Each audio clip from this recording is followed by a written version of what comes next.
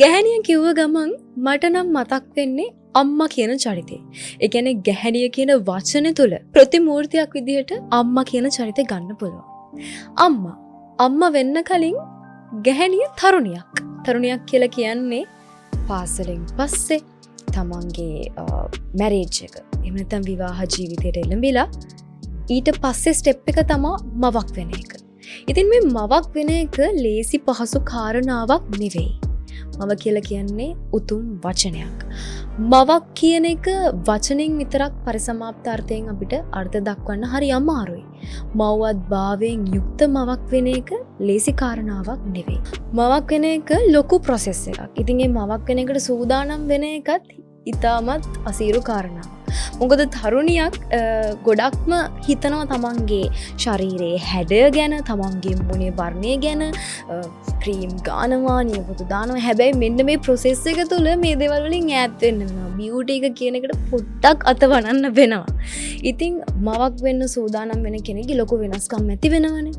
එතකොට දැන් සමහර වෙලාවට කියනවා ගෑනු ළමයෙක් හම්බෙන්න ඉන්නව නම් අම්මගේ ලස්සන ඔක්කොම ඇදලා ගන්නවලු. හැබැයි පිරිමි ළමයෙක් එහෙම වෙන්නේ නැහැ. අම්මා ලස්සන වෙනවා කියලා කියන්නේ. ඒ වුණාට ඉතින් කොහොමත් මේ ප්‍රෙග්නන්සි පීරියඩ් එක තුල මම වෙනස් වෙනවා. නහය ලොකු වෙනවා, මූණේ පිම්පල්ස් එනවා. ඒක හරි සාමාන්‍ය දෙයක්. මෙන්න මේකට ඔළුව හදාගන්නවා කියන එකම ගැහැණියෙක් ගන්න ලොකු පියවරක්. තාම මේ යන්නේ සිහින නෙළුම් මල් පොකුණු පුරා මගේ පුතුගේ කිරි සිහිනේ එළිය කළා යන පීරියඩ් එක. ඊට පස්සේ එන ඕනේ ප්‍රසූතිය. මේ ප්‍රසූතියේදී සමහර විට C සෙක්ෂන් එකක් කරන්න වෙනවා. එතකොට ලොකු ස්කා එකක් බඩේ ඉතුරු වෙනවා. ඒකටත් හිත හදාගෙන ඊට පස්සේ ස්ටෙප්ස් වලට යනවා.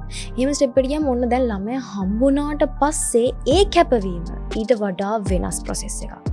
රෑනිදි මරාගෙන උයනේවත් කරගෙන තමන්ගේ ස්වාමි පුරුෂයාට හොඳ භාර්යාවක් වෙන්නත් ඕනේ. එතකොට මේ කිසිම දෙයකදී ස්වාමි පුරුෂයාගේ උදව්වක් ලැබෙන්නේ නැහැ කියලා නෙවෙයි කියන්නේ.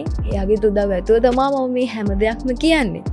ඉතින් ඔය ප්‍රොසෙස් එක තුලදී ඇත්තටම සමහර වෙලාවට සමහර අම්මලාට පෞල් ජීවිතේ ඒගොල්ලොන්ගේ පෞල් ජීවිතේ පොඩ්ඩක් ඈත් වෙන්න වෙනවා. සමහරවිට තමන්ගේ සැමියව අතෑරින්න ඉඩ තියෙනවා. තමන්ගේ ළමයා තමා ජීවිතේ වෙන්නේ. මවක් කියලා කියන්නේ තමන්ගේ දරුවෝ වෙනුවෙන් තමන්ගේ සතුට, එතකොට තමන්ගේ නිදහස සියල්ලම කැප කරන එක. ඔන්න ඊට පස්සේ එනවා ගමට කලින් හිරු මුළු තැන්ගෙට වඩනා එන්න ඒ ප්‍රේස් එක එනවා. එතකොට මොකද්ද කරන්නේ? ළමයි ඉස්කෝලේ යවන්න ඕනේ, ගෙදර වැඩ කරන්න ඕනේ, ළමයින්ට උගන්වන්න ඕනේ, ළමයින්ව හොඳ තැනකට ගේන්න ඕනේ. තමන්ගේ ළමයා නරක පැත්තකට ගියොත් එහෙම ඒ බ්ලේම් එක, ඒ වැරද්ද සම්පූර්ණයෙන්ම පැටවෙන්නේ මවට. මොකද තාත්තා වැඩට යනවා, අම්මා දැනගන්න එපා ළමයා බලාගන්න කියලා තමයි කියන්නේ. කොයි වෙලාවත් කවුරුත් කියන්නේ තාත්තා දැනගන්න එපා ළමයා බලාගන්න කියලා. අපේ කටින් උනත් කියන්නේ අම්මා දැනගන්න එපා ළමයා බලාගන්න.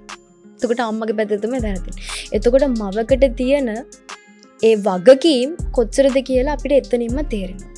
ඊට පස්සේ ඉතින් අවුරුදු 13ක් තමයිගේ ළමයි ඉස්කෝලේ යවලා ඒ ඔක්කොම ඉවර වෙද්දී ගැහණියක් වයසට යන කාලේ ලඟ වෙනවා. අවුරුදු 40 50 වෙද්දී ගැහණිය වයසට යන මොකද පිරිමියාට වඩා වේගෙන් ගැහණියක් කියන කෙනා වයසට යනවා. එහෙම තමයි ස්වභාව ධර්මයේ නිර්මාණය වෙලා තියෙන්නේ. ඒකනේ හැමතිස්සෙම කියන්නේ වයස පරතරයක් තියලා තමන් විවාහ වෙන කෙනා තෝරගන්න කියලා. මොකද නැත්නම් ටික කාලයක් යද්දී ඒ දෙන්නගේ වයසේ මේ ગેප් එක පේන්න ගන්නවා. ඉතින් ඔය ප්‍රොසෙස් එක ඉවර වෙගෙන ඉද්දි මව කියන කෙනාගේ ජීවිතය අර ලස්සනම කාලේ මං හිතන්නේ ගත කරනවා. ඊට පස්සේ ඉතින් අපේ ආච්චිලා ගැන කල්පනා කරලා බැලුවොත් එහෙනම් ඒගොල්ලෝ මොකද්ද කරන්නේ?